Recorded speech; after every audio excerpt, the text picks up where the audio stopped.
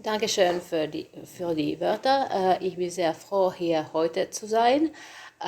Und es tut mir wirklich leid, dass meine Deutschkenntnisse nicht so gut sind, dass ich heute auf Deutsch präsentieren kann. Und jetzt also auf Englisch. I've also been very grateful for the opportunity to be at the Kolleg. As I said in the interview on Monday to EViR, that this has been the thought of coming for the autumn to the Kolleg has been it has been like an oasis in the desert. So I have been longing to reach the oasis, and I have been very, very happy to be here. To do research and to be here with you. And I'm very happy to see you all here today to hear more about Sweden.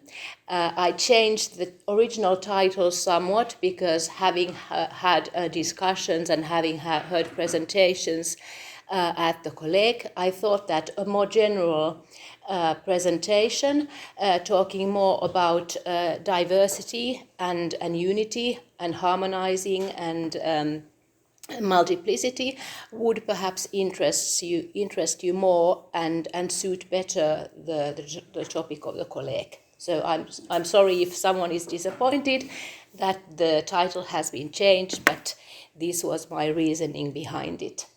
So to the topic of today.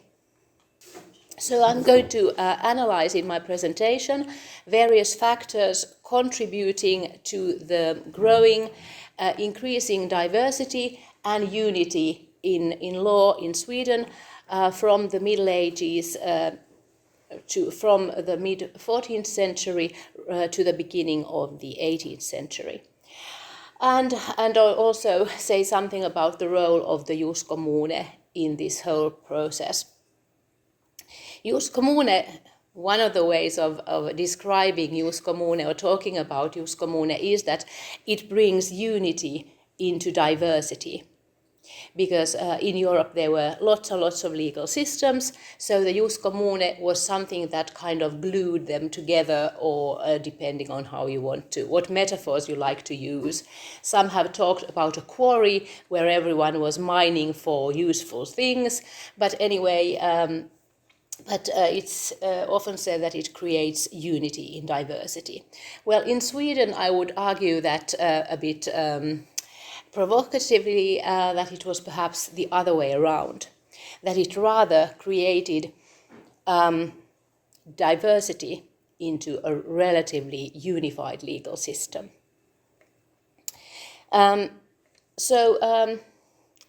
I'm going to try to argue why I feel like this, and also in comparison, obviously, to the German lands, the role of the jus commune was and remained much, much smaller in Sweden during the whole period. So there was no total reception. I don't know, I have not followed the reception discussions, but there was this Frührezeption and Vollrezeption. Perhaps these are a bit outdated now, but anyway, but there was no full reception of the jus commune or Roman law, whatever, in Sweden at this time or ever. So just wanting to remind you of this.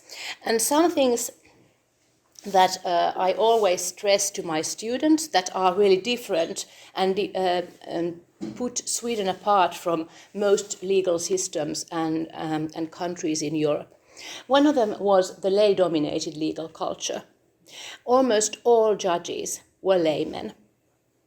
They did not have university training. No exam was required to become a judge. That only came in Finland in the 19th century, the early 19th century. And for example, we had not perhaps the same system as in England, not the same jury system, but still 12 peasants sat in the first instance courts in the countryside, and obviously they knew absolutely nothing about any kind of university doctrines of law and so on. So the system was administered by laymen. And this is really important because obviously learned discussions in Latin and foreign languages were not something that these first instance judges knew anything about. They basically knew the Swedish law, and that was more or less it. And another thing was that there was practically no legal science in Sweden before the late 17th century. Actually, we can only talk about, well, a more greater multitude of legal works, for example, commentaries on law and so on, in the 19th century. So Sweden is really, from the German or continental perspective, an underdeveloped country. It might be a virtue from depending on how you want to argue the case, but this is a very big difference. And a third that I forgot to put here, that's very, very relevant from the early modern perspective, is the fact that Sweden had a diet where there sat 4 estates. And I stress this because this obviously is very different from almost all, if not all, countries in Europe. So there was the noble estate, obviously, then the clerical estate, then the burghers were represented, but then there were the peasants. So the peasant estate had their own representatives at the Diet. Obviously, they didn't have the same political power as, for example, the nobility or the clergy, but they were there and they took part in the politics of the country, and they were not without a voice. So this is an obvious difference in comparison to most countries in Europe.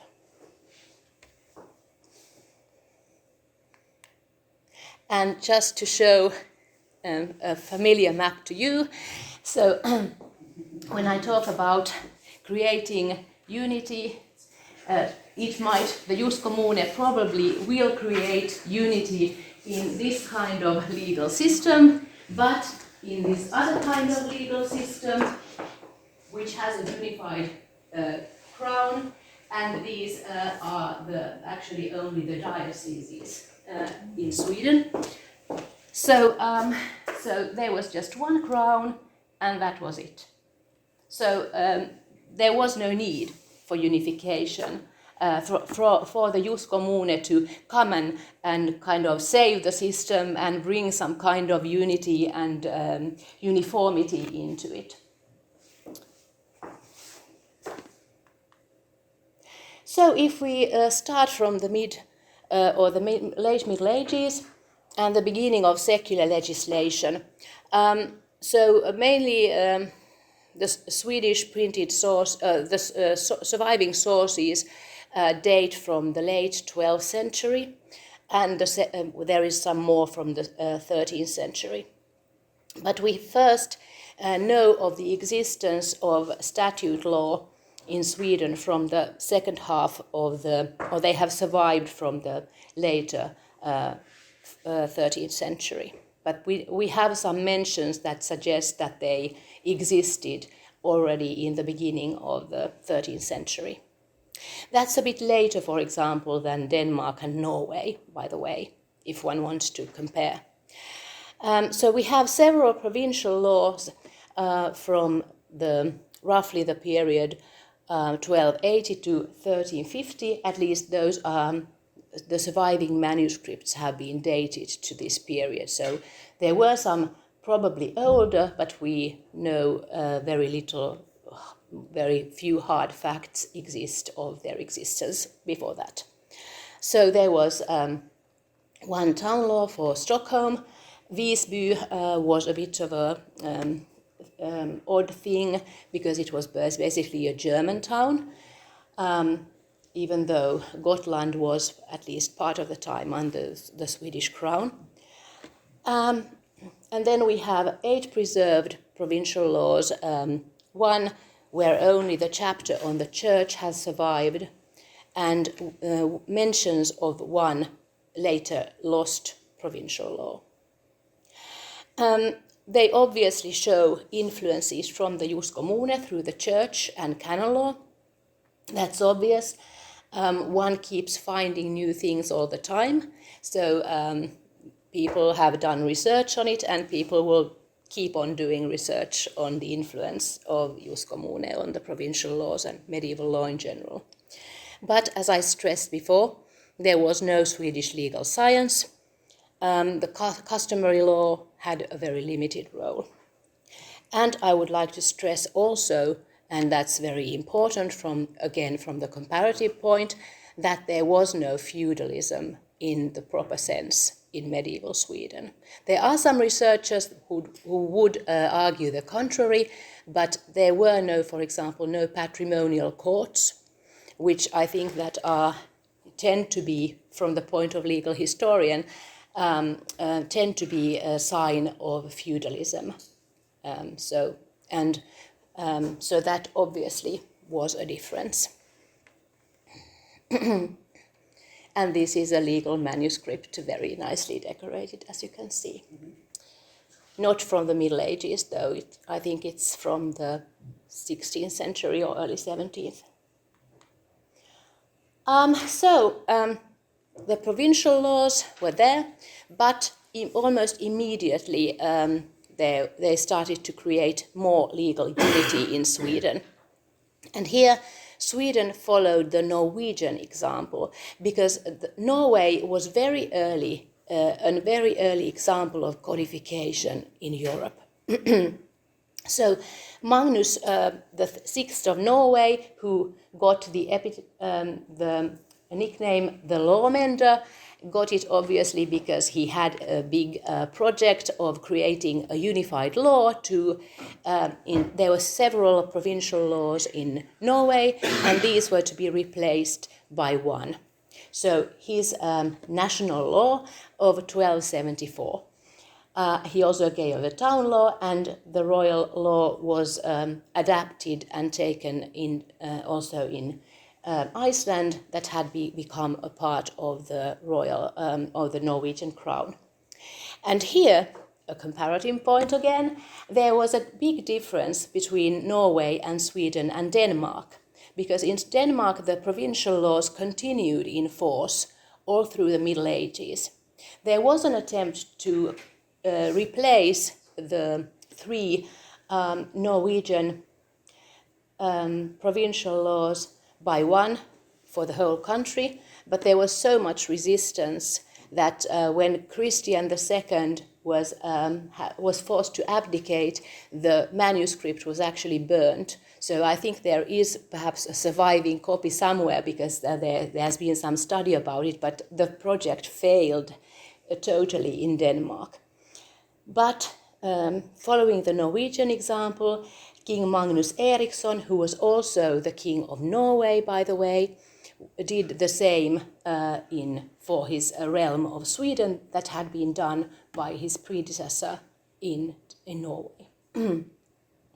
So under his authority, the law was compiled so that there was a law of King Magnus Eriksson for the countryside, and or probably a bit later, the town law was also codified. Even though King Christopher of Bavaria, the Union King, gave a new version in 1442, it was not immediately taken into use. And this is important, and we will come back to it shortly. But basically, there were two kinds of laws in Sweden, one for the towns, one for the countryside. And if there weren't norms in the town law, then you looked at the law for the countryside. Well, law might be unified and harmonious, but the Swedish politics were a mess. And there was only one medieval Swedish king who came peaceably into power and who managed to die peaceably as a king in his own bed. Only one king. The rest either lost their crown or came to the throne by usurping the throne or something like that. So one can perhaps see law as somehow a balancing thing in turbulent political situations. As I mentioned, there were some feudal features, but not real feudalism. Nobility was created. I want to stress that nobility meant tax exemption from the land tax. Basically, only that. And if you could not afford to equip a horse and a cavalryman for the king's service, you lost that tax exemption like that. So it was not a separate estate, it described taxation more than anything else. But there was only one crown and one king. The question was who that one king would be, and that created the turbulence. Partly the problem was related to the fact that Sweden was an elective monarchy, so basically anyone could become king, a bit like Poland, I suppose. And the king elected had to be accepted by the provinces. And there were mutual oaths and of course duties pertaining to both sides, as was customary in the Middle Ages. But the Swedish towns were very, very small. They were like villages from the continental perspective. The capital, Stockholm, had like 6,000 inhabitants in the Middle Ages in comparison with the metropoles of Europe at the time. And the turbulence continued even through the period of the Kalmar Union, when all the three Nordic kingdoms were under one ruler for most of the Middle Ages. And here you can see the map. Okay, so here is medieval Sweden. That's what's now Finland and most of present-day Sweden. The southern provinces were Danish, and the coastal region here, Norway. So it's not the same as the map nowadays. And during the Kalmar Union, you can see that most of Scandinavia and the islands belonged to the Danish rule, the Union monarch. And that did not suit the Swedes part of the time. That created problems. And in 1523, after terrible bloodshed known as the Stockholm bloodbath, where we don't know exactly how many people were executed publicly there, but about 80 by the Union king Christian II, known as the Tyrant.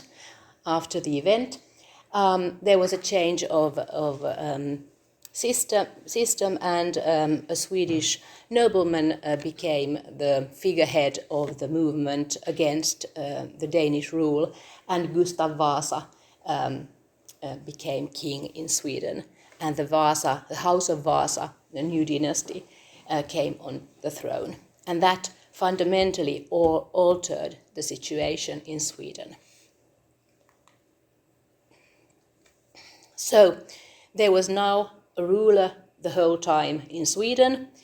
He needed to have power over the provinces, so the grip of the crown and the central administration was immediately, it made its presence known all over the country. Gustav Vasa was a very micromanaging, hands-on person who was all the time writing to bailiffs, for example, and controlling their accounts and prosecuting them if they weren't producing the money they were supposed to. And the taxation, obviously, was very much developed because the new Vasa dynasty did not have any money. It didn't have any treasury to rely on. So basically, he had to find money out of nowhere, and that was a problem. And very quickly, monarchy became hereditary. And obviously, continental models were followed there.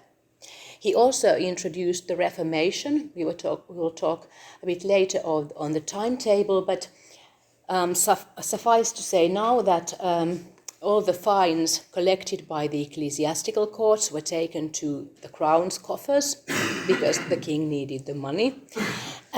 He also reduced the jurisdiction of ecclesiastical courts, but really that didn't happen overnight.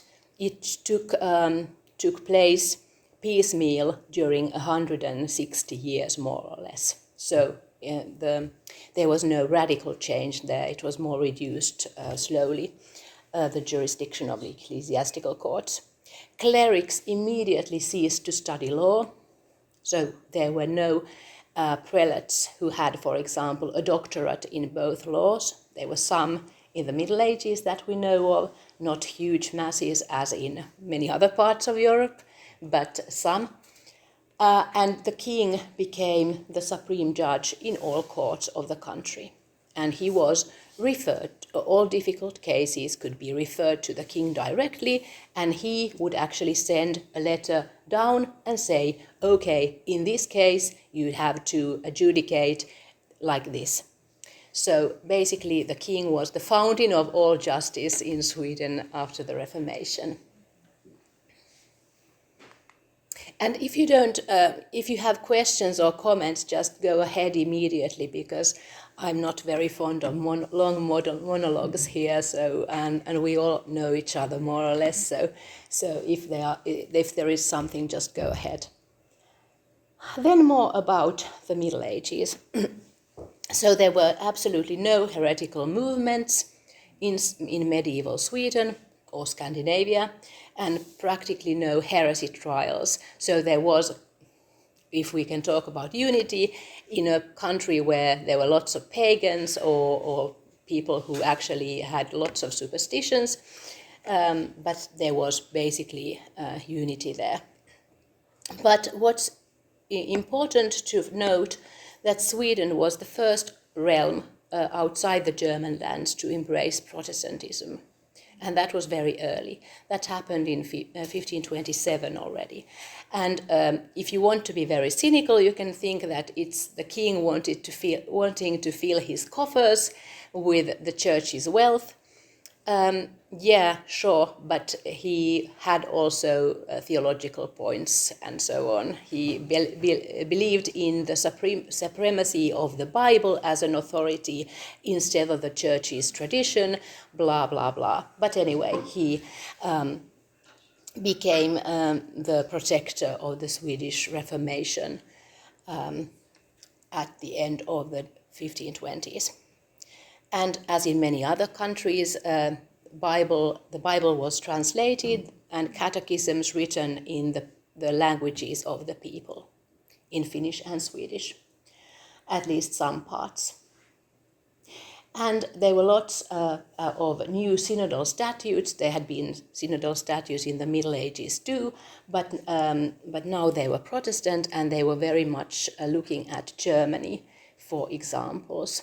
There were different church ordinances in Germany that had been models for Swedish statutes, and the 1571 church ordinance as well. But the confessionalization itself was really slow, and different kings during the 16th century had Calvinist and Catholic tendencies. But this all changed in 1593, and the Church of Sweden convened to the so-called Synod of Uppsala, and agreed that henceforth the Augsburger Confession would be followed in all. And why did that take place? Because of him. I'm sure Jakub at least knows who that person is. Joint king Sigismund Vasa, who was elected king in Poland and who came to the throne after his father in Sweden. He was a staunch Catholic like his mother, and when he became king of Sweden, the clergy had a crisis meeting and decided to unify their front in face of the Catholic menace that was represented by the king. And due to political turbulence and power politics, a bit like the Game of Thrones, Sigismund lost his throne finally in Finland and Sweden, and his faith, the Catholic faith, became a political threat to the Swedish dynasty, and that's why Catholicism was completely banned in the country.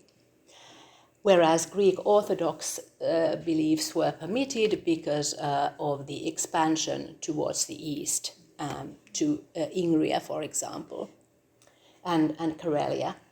But basically, it was a Lutheran state, very strictly so. There was very limited toleration of other Protestant beliefs, just in some towns to invite foreigners with useful skills and perhaps capital to come and trade and work as artisans, for example, in Sweden. So the Lutheran orthodoxy and the church discipline during the 17th century was really strict, and the clergy and crown worked really closely together to create a very efficient control system of the parishes all over the country. And this Lutheran orthodoxy reached its pinnacle in the 1686 church law. Then something that we've been working on here, Swedish diplomacy in the new era of the House of VASA. Learned lawyers have become really important features in diplomacy in the late Middle Ages, and I'm sure you all know that, especially clerics and Roman law as considered jus gentium, the common law of all people, also supported this belief. But of course, the Swedish Reformation meant that clerics did not know the law anymore, and also they were politically perhaps not so reliable as the king's own civil servants and members of his administration. So there was really a screaming lack of learned lawyers in Sweden, whereas in just on the other side of the Baltic Sea, the south, all the Hanseatic towns had very learned syndiki, doctors of law, and so on. So the Swedish king was in a terrible trouble trying to negotiate on an equal level with very learned lawyers when he had no one on his side of the table. So he was the underdog in all the diplomatic negotiations, and he was desperately trying to recruit German lawyers, German doctors of law to serve his administration, to come to Sweden, act as his chancellors and so secretaries and so on. Another matter that relates to diplomacy was the fact that the House of Vasa became established through marriage with the houses of many houses of Central Europe and Germany. And that also brought Sweden more into connection with the German custom that was growing in the 16th century of Hausgesetze. And the problem of, let's move actually to the next slide. I have here examples from the 16th century of the House of Vasa marrying into German and one Polish family. So here you can just see the houses and regions that were involved and that Sweden had special connections with during that time. Gustav Vasa promised very generous dowries to his daughters. So the German princes were very happy to have the beautiful and wealthy Vasa princesses as their wives. But of course that caused also problems, as we shall hear more about soon. And also there were German influences concerning the Ebenbürtigkeit, the requirement of equal marriages, and that also came to influence the Swedish nobility in the early 17th century, and noble misalliances were completely forbidden in privileges of nobility. And actually these ladies here represent some of the unequal marriages of the Vasa kings. King Eric XIV married his former mistress or concubine, a soldier's daughter, a peasant girl from the countryside. That caused a great scandal. I won't go into that now. And then Gunilla Bjelke, the lady, was from the high nobility, but at that point all the siblings thought that this is really scandalous, and they boycotted the wedding, and there was a huge row within the family and so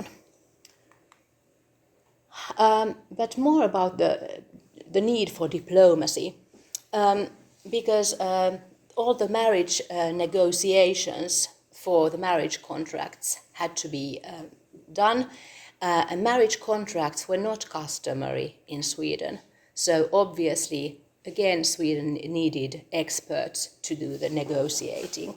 There were negotiations also on the inheritances of Queen Catherine from her siblings and her mother, Bona Sforza, and also when the Vasa princesses were widowed, there were problems with the heirs of their husbands, so that caused negotiations as well. And then Margaret Elizabeth of Mecklenburg needed also help to get out her inheritance from the other relatives. So there was, again, negotiations going on. Then to some other features on growing diversity, and I think this kind of epitomizes or visualizes this picture, what happened in the Swedish nobility in the course of the 17th century, during the era of the Swedish great power. This is the old castle of Skokloster, before the era of the Great Age, before Sweden started to visit its German neighbors in the 30 Years' War and so on. And that castle behind is the new castle of Skokloster, with the funds obtained from the king and probably also looting by Hermann Wrangel, who built the castle. So this kind of represents the change in Sweden, at least Swedish mentality, the rise and fall of the Swedish noble mentality of the 17th century. So Sweden was expanding.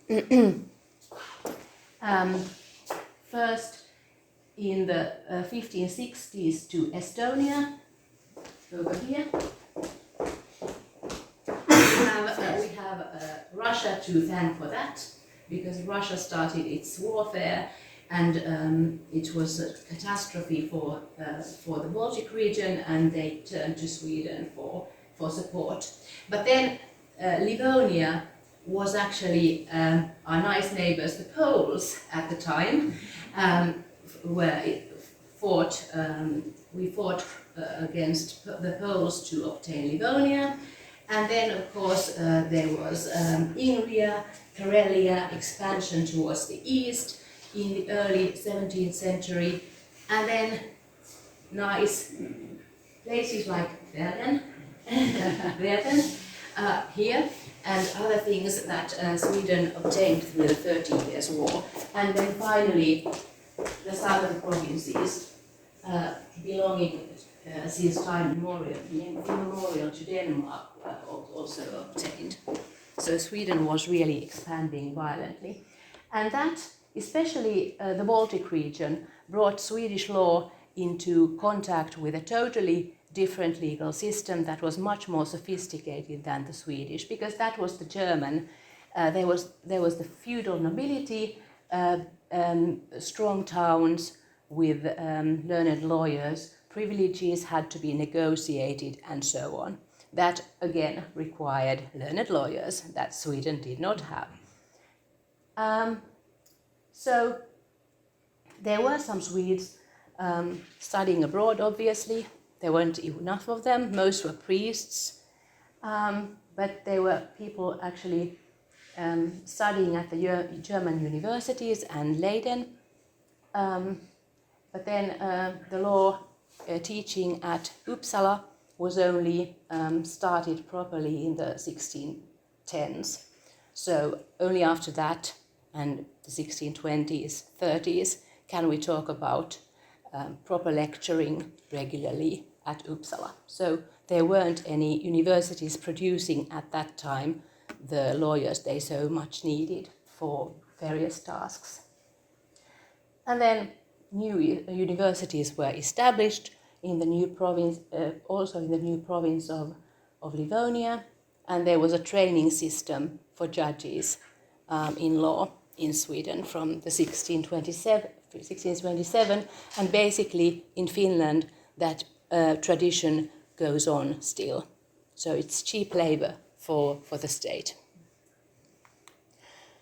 Then we have the feudal experiment. For the first time in 1560s, hereditary counties and baronies were created. And those models start to follow continental models. They were inherited. They went from generation to generation through primogeniture, which was not known in Swedish law normally, but also the fact that the possible courts on these fiefs were under the royal courts, so they did not have any kind of privilege not to have the crown decide on the cases ultimately.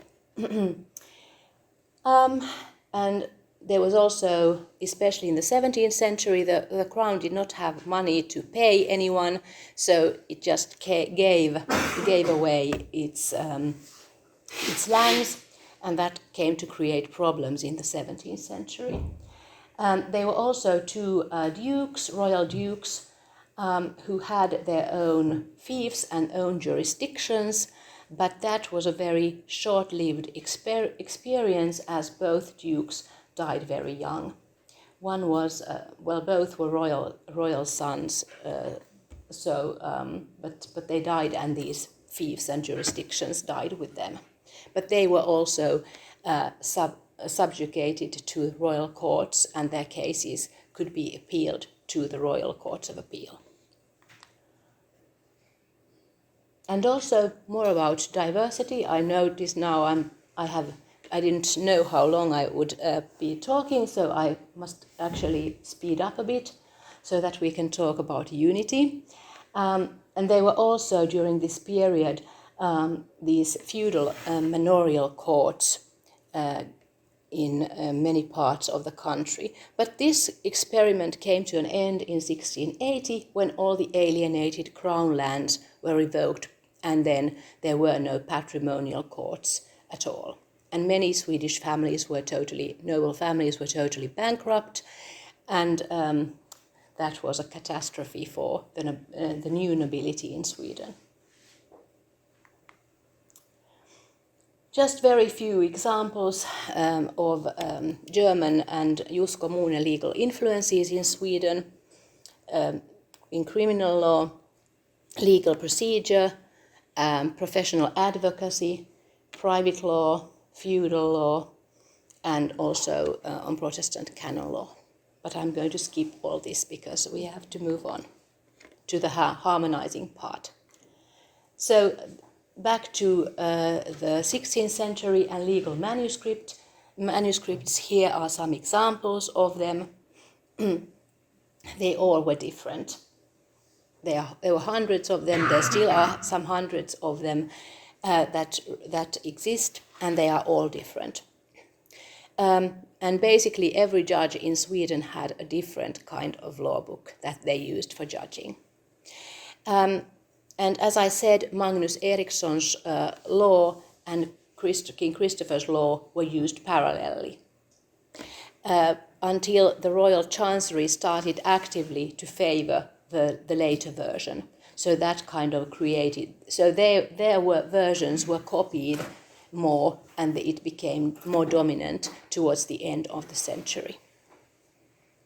There were attempts to reform the law in the early 1600s, but those failed, probably for political reasons. And then the kings decided to bring unity by printing. So they printed for the first time the Swedish town law and the Swedish law for the countryside. And after that, that was the authoritative version that all the judges were supposed to know and use. And that was controlled by other institutions. And in the 17th century, there were very many versions and very many editions of various sizes, some more illustrated than others, and so on. So that really became the trend in the 17th century. Then there was unification of law through harmonizing legal practice, and this was done by establishing the Svea Court of Appeal in Stockholm in 1614. As Peter Östman mentioned, it had its anniversary some years ago, and there were different models that probably influenced the court. The Reichskammergericht, obviously, some have said the Parlement de Paris, and perhaps other Hofgerichte in northern Germany. But it was such a success that it was duplicated and triplicated to other provinces as well, and also to the territories that Sweden acquired in northern Germany. So there was first the Court of Appeal in Greifswald, but I don't know much about that. It kind of seems to have disappeared immediately. And then there was the Wismar Tribunal. And one of the main tasks of the Court of Appeals was to inspect all the records of the judges in the province. So they were sending yearly all their records, and they were checked. And if they weren't following the law, then there were consequences. So basically, the Courts of Appeal were checking, controlling, and unifying the legal practice in the country. And the discretionary power of the lower courts was taken away and given to the Courts of Appeal. So basically, the Courts of Appeal could take circumstances into account, but the lower court judges were to strictly adhere to the letter of the law, and that was that. And the Courts of Appeal started also internally to make these books of precedents and case collections, so that they themselves kept a record of what were the difficult cases and how the court has dealt with them before, so that there would be greater uniformity within the decisions of the courts themselves. They also sent questions to the king. If there were difficult cases, the king answered them, and sometimes he sent them to the other Courts of Appeal as well as circulars. Or then the Court of Appeal could also send circulars to the courts in their jurisdiction. So that way also creating unity and uniformity of legal practice within the country and on the local level as well. Royal control through the justice revision, that was kind of the Royal Appellate Court, if you want, also took place. But one must still remember that there was some diversity because the courts of appeal had more learned judges who knew about the jus commune doctrine, German jurisprudence, and so on. So there were they were also channels of reception from the continent. And here you can just very briefly see the courts of appeal in Sweden. And this was the hierarchy of courts created by the courts of appeal. Then some more words about the unification of law. We are nearing our end here. So there was political reserve towards, or reservations towards foreign law, because basically that was not Swedish, and the Swedish king had to maintain and follow Swedish law. And Swedish law had to be created together by the king and the diet. So basically, foreign law was not; it was something else. And actually, Charles XI, who was the first absolute monarch in Sweden, answered a question raised by the Court of Appeal of Käte, stating that Swedish law, statutes and customs only can be followed in Swedish courts. No foreign languages, like Latin, can be used in the argumentation or court decisions, which kind of show that they had been creeping in, but this was now stopped once and for all, and no foreign law and no foreign jurists could be used or appear in the courts. There were also printed statute collections so that people could be aware of what statutes had been given since the Middle Ages, when the medieval laws had been given. At the same time, they prepared for a new law that came to be the 1734 code, Sveriges rikes lag, or actually that's a typo, which then was taken into use 2 years later, and only then did the medieval laws fall into desuetude. And after that, there were commentaries on the law. And basically, that came to be the only legal source in Sweden after that. And here you can see some of the editions of the law that then was spread over the country and created even more unity than before. So just these to sum up kind of the features creating diversity and unity in the system. So we know that the unity part was the stronger one and prevailed of the two. But one never knows. If one wants to have this counterfactual argumentation, what might have been, would the Swedish system, could it have become closer, like the feudal splintered system of the Reich? One doesn't know, but there is very strong path dependency in Sweden suggesting that probably not, that unity prevailed. And that was my presentation. So thanks a lot for your attention and for listening so patiently. And I say vielen Dank.